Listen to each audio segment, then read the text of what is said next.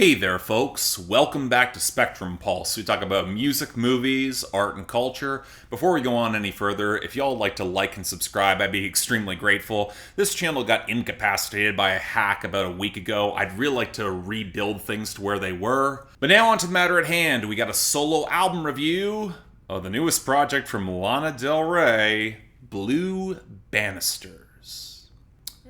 Well, sixth time's the charm. Right? Yeah, y'all heard that. This is the sixth review of a Lana Del Rey album that I've made. And considering how generally disliked these reviews seem to be, y'all might think I'm a glutton for punishment or something like that. But I can see why some of you might wonder why I still care. Why go for this? I mean, I've had damn near an arc with my reviews of her albums spanning from 2014 to now, across the peaks and valleys of critical acclaim and controversy, where I even got to whip out an I told you so moment when I covered Chemtrails Over the Country Club earlier this year. But I think it was that album where I think I hit a limit on might have been left for me to say, where it all snapped into place and I felt that I finally got where she was on both an intellectual and an emotional level. Didn't often like it. For the most part, I was largely frustrated and bored, albeit falling into an odd sense of agreement with her own assertions that she's never been reviewed all that well, in which I'd actually agree for some different reasons, even with a few of my own early reviews. But it felt conclusive, at least to me. She'd go her way, I'd go mine. Maybe she would take a long break, recharge her batteries, come back with something fresh and new. And that didn't happen. And in a prediction that was wrong almost immediately, a new album was announced for later this year, and to my actual surprise, it actually got released this year. There was a couple delays, but hey, that's to be expected. Now, I have talked before about when artists drop multiple projects in a single year and are not King Gizzard and the Lizard Wizard, and how it's not normally a good sign, but there were some other things about this album that kind of caught me off guard. For one, it was announced very quickly after Chemtrails Over the Country Club. You'd think she'd let that simmer, but that's an album that seemed to come and go very quickly in general conversation this year. I mean, I talked about that project for over 20 minutes and I barely remember it now. And given the waves of controversy building towards that album, the buzz for Blue Banisters felt very muted in comparison, at best, and made me think that the faster way people move on from artists isn't canceling them, but when the art just doesn't stick around. I mean, sure, her last album didn't really sell as well or pick up the acclaim or attention of Norman fucking Rockwell, but she does have a diehard audience. Even just by cultural proximity, I should have heard more buzz for Blue Banisters. And yet, all quiet on this front, with the promo being kind of scant and the singles getting no traction, and a conspicuous lack of Jack Antonoff anywhere in the production credits. That, along with a list of production credits that included family members, Miles Kane of the Last Shadow Puppets, and Mike Dean, it gave me the impression that she might have turned in an album that her label doesn't really know what to do with, which at least gave me the thought this could be interesting. It's why I was open to talking about it. Or hell, maybe Lana Del Rey was stepping outside of her frustrating comfort zone. When I say frustrating, I mean that for me. But alright, what do we get this time? Oh boy. Well, I'll say this.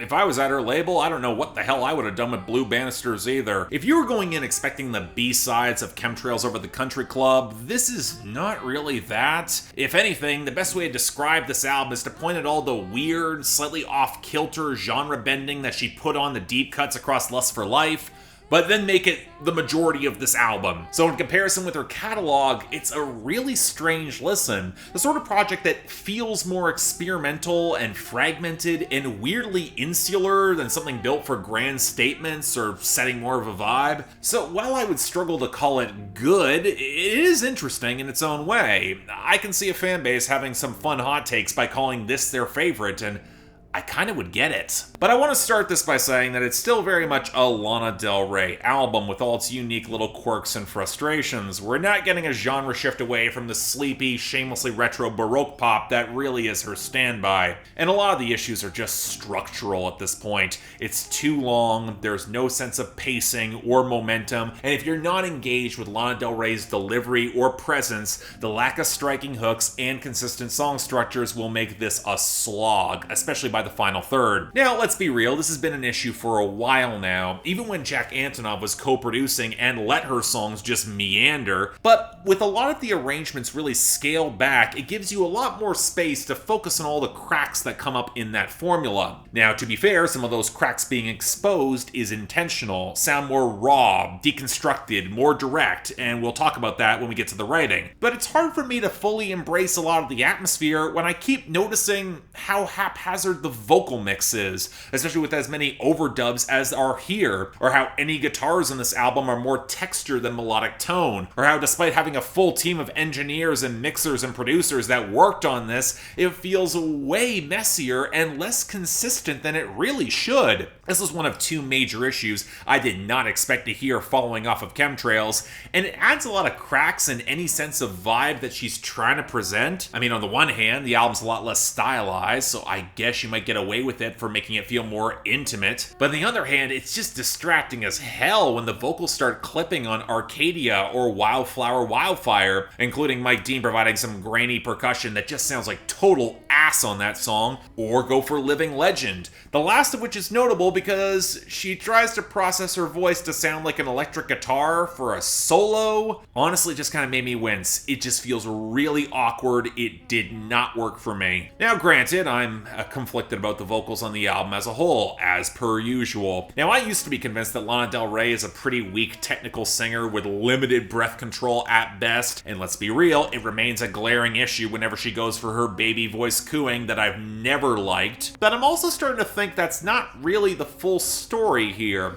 especially when I have heard testimony of how much better she sounds live, especially in recent years. And while there are points where her delivery feels sloppy as all hell on this album, more an issue of her cramming words into a lot of breathy ad-libs in the Poetic meter, the other negative carryover from Chemtrails that I did not expect and will come back to, but that's also not really the issue either. It's more that her choice of retro vocal style doesn't always flatter her vocal talent, even if she'll pile on the overdubs. Now, I've always thought she sounds great in her throatier, lower register, but here we get more of her in her mid-range, and I'll be honest, she sounds really damn good, with a lot more power than she's ever brought to bear. The title track is a great example, but that's not often the register in which she wants to sing, instead going for that higher baby voice cooing on songs like Thunder or Cherry Blossom, or the quasi-operatic vocal runs that she tried in that register in Sweet Carolina, and again, she doesn't really have the breath control in that range and at that volume to do it well. Now, I could also highlight there are other singers who do have that breath control and whom she's actually influenced and could probably do it better. Taylor Swift, Billie Eilish, or the singers who just have a better command of this sort of retro pop style. Wise Blood, Julia Holter, I could easily list off maybe a dozen indie country acts. It's not hard or unique, but that's also not the only thing Lana Del Rey tries. And this is where we have to talk about Dealer, which stands out like a sore thumb on this project, not just because of the attempted slow burn groove and Miles Kane with a processed nasal vocal tone and he sounds awful, but Lana Del Rey tries to belt and scream her hook, and it's an outburst of which we have not heard from her before, which is likely why it's now gone viral. And look, while I appreciate the moment for how it's trying to be raw and unexpected and visceral, I gotta say it, there's a way to scream well, save your voice, control your pitch. This is not it. A lot less lingua ignota, a lot closer to bad karaoke, I gotta say it. But it's also one of those moments on this project that certainly doesn't make it feel boring, but it's a rough edge that really only works if you're enamored with Lana Del Rey's personality, and again, I'm just not. Same thing with how the tempo and vocal overdubs will tumble over themselves on Textbook and Black Bathing Suit, or how clunky all the horns sound on the outro of If You Lie Down With Me, or in the most bizarre case, the sample from Ennio Morricone from The Good, the Bad, and the Ugly on Interlude the Trio, where she then overlays a trap beat, and it adds up to nothing. And yes, I get why she did it. It might be intentional for some of that deconstructed vibe, and I've even seen some comparisons to Fiona Apple's rougher approach to the production of Fetch the Bolt Cutters. Well, first off, it didn't often always work for her either, and for another, Fiona Apple has this raw, charged magnetism and wild charisma that's really in a very different lane than Lana Del Rey's more composed approach to glamour. That's what kind of places the experimentation on this album in the uncanny valley for for me. Lana Del Rey is taking some risks here on a compositional and production level, I will give her that. But they have the feel that she's doing what she thinks she's supposed to do with this sort of deconstruction, rather than pulling from something more unique to her and where there's a greater sense of personal stakes. And it's not even that it feels calculated so much as it's just kind of sloppy, and you start wondering where any of this is actually going, what it's building towards. And that takes us directly to the writing. And we're going to start off with how the structure and some of the poetry has changed. Some have highlighted that her reference points, they're now more contemporary, they're more personal to her story. I would point out that she's always been kind of contemporary, but stripped away less of the obvious stylism, and she's always been telling personal stories, which an entire subset of critics just refuse to believe, because that would force them to confront the potentially ugly reasons why they like some of those stories so much. No. My issue is that the whole deconstructive approach hasn't just led to increasingly sloppy poetic meter, but also how her writing just feels way more mundane, which I don't always think works to her benefit here. Now, for example, Arcadia is trying to be a lot more high concept, with her describing her body as a map of LA, where she's trying to work the parallels between the City of Angels and herself. Basically a first-person parallel to what Laurie McKenna did last year with This Town Is a Woman. But then we get the lines, "Lay your hands on me like you're a Land Rover." And I'm sorry, the bad pun just broke any mystique the song had, even if it potentially could be tied into an advertising campaign. What annoyed me more was the Mr. Brightside reference on Thunder, about some guy who chases every dream with reckless abandon, is never satisfied, and Lana Del Rey's actually pushing him away. But Mr. Brightside's a tragic figure in that song who doesn't get the girl because she got entranced with someone else. So either Lana Del Rey didn't fundamentally grasp the conceit of a classic song from one of the other bands that's as obsessed with Americana as she is, or she does get it and then just didn't bother filling in the context for her story, and the song just winds up a lot less interesting. But again, what story is she trying to tell here? One thing that really does not help this album is that reportedly a lot of these songs have been written or leaked in some form for the past 8 years, and you can really tell. Her writing style has changed multiple times over, which does lend some credence to this being more of a B-sides album, but also the fractured point of view does kind of make sense in terms of this sort of deconstruction. This is a patchwork of scenes for her over the years.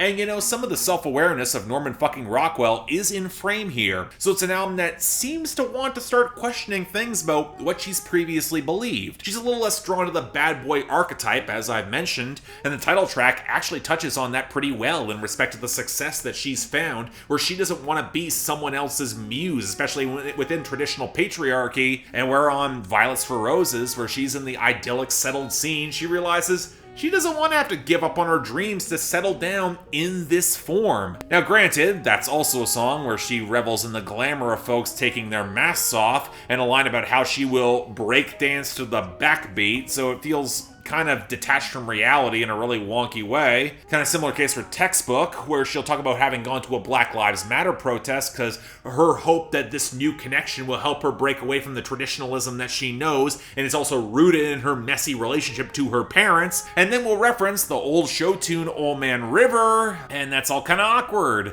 given the execution of the song is still built in that traditional aesthetic and archetype, and you really don't want to look up what happened when she went to that protest in 2020. And her dad worked on this album. And those fleeting reference points, they're scattered amidst the traditional stock love songs that are still drenched by all that vintage iconography, and by the end of the album, we got Cherry Blossoms, which might as well stand as a future lullaby if she has kids, and Sweet Carolina, which is directly referencing her sister having a baby and settling more into that domestic life, even if you find the guys involved in that situation insufferable, which they both kind of seem to do. And you know what, it's not like I disagree with them. Anyone screaming crypto forever after the week I've had dealing with my channel hack would be insufferable. You know what, fuck you, Kevin. But it's the same thematic conclusion that she's hit the past couple of albums. She's realizing that she doesn't cleanly fit anymore into that settled conservative system for women, but she's more inclined to settle within the hierarchy hierarchy that gives her the majority of what she already wants anyway, and what she already believes, rather than seriously challenge it. And that's why the whole deconstructive side of this feels so frustrating to me. She's over halfway to actually getting there, moving forward, transitioning to something more interesting, but she never actually delivered the teeth to stick the landing, and that's what bugs me. But as a whole,